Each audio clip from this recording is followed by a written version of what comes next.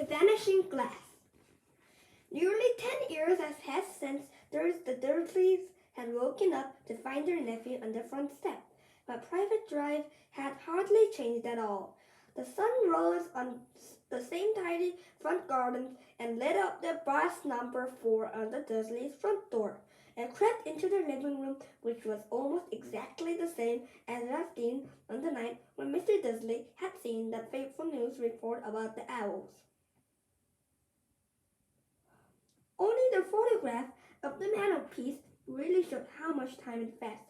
10 years ago, there had been a lot of pictures of what looked like a large pink beach ball wearing different colored bobble hats. But Dudley Dursley was no longer a baby. And now the photograph showed a large blond boy riding his first bicycle and on a roundabout at the floor playing computer games with his father, being hugged and kissed by his mother. The room held no sign at all that another boy lived in the house too.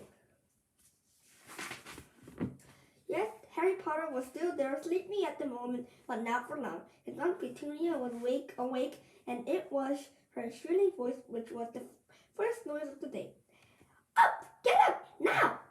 Harry woke up with a start. His uncle rapped on the door again. Up! She screeched.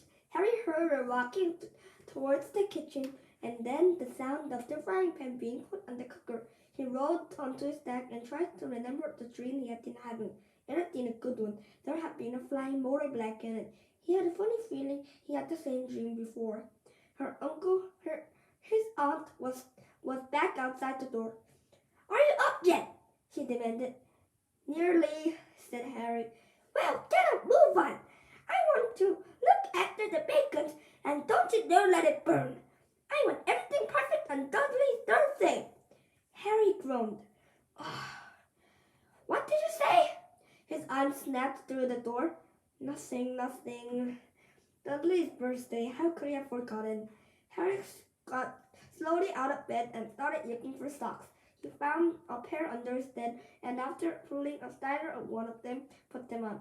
Harry was used to sliders because the cupboard under the stairs was full of them, and that was where he slept. When he was dressed, he went downstairs into the kitchen.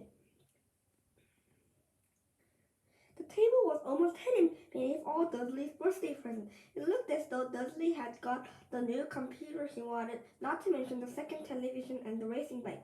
Exactly why Dudley wanted the long racing bike was a mystery to Harry, as Dudley was only fat and hated exercise, unless, of course, it involved punching somebody.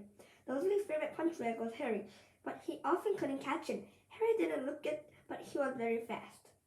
Perhaps it had something to do with living in a dark cupboard, but Harry had always been so small and skinny for his age. He even looked smaller and skinnier of Dudley's, and Dudley was about 4 times bigger than he was. Harry had a thin face, knobbly knees, black hair, and bright green eyes.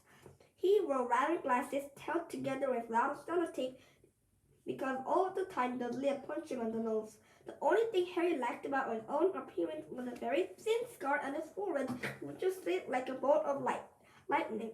He had it as long as he could remember, and the first question he could ever remember asking his Aunt Petunia was how he got it. In the card question, your parents died, he said. Don't ask questions. Don't ask questions. That was the fourth rule for a quiet life with the Dursleys. Uncle Vernon entered the kitchen as Harry was turning over the bacon.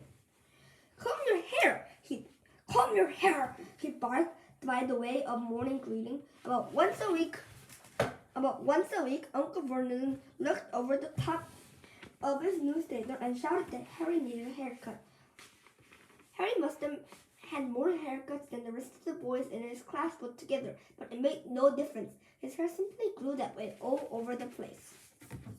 Harry was frying the eggs by the time Dudley arrived in the kitchen with his mother. Dudley looked a lot like Uncle Vernon. He has a large pink face, not to mention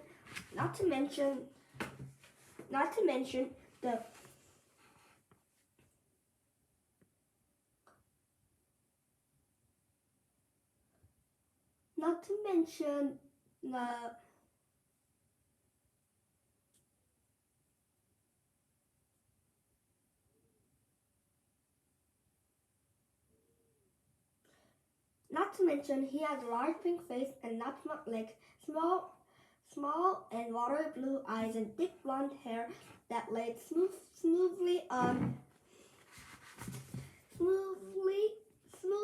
his thick fat head. Aunt Petunia often said that Dudley looked like a baby angel. Harry often said that Dudley looked like a pig in a wing.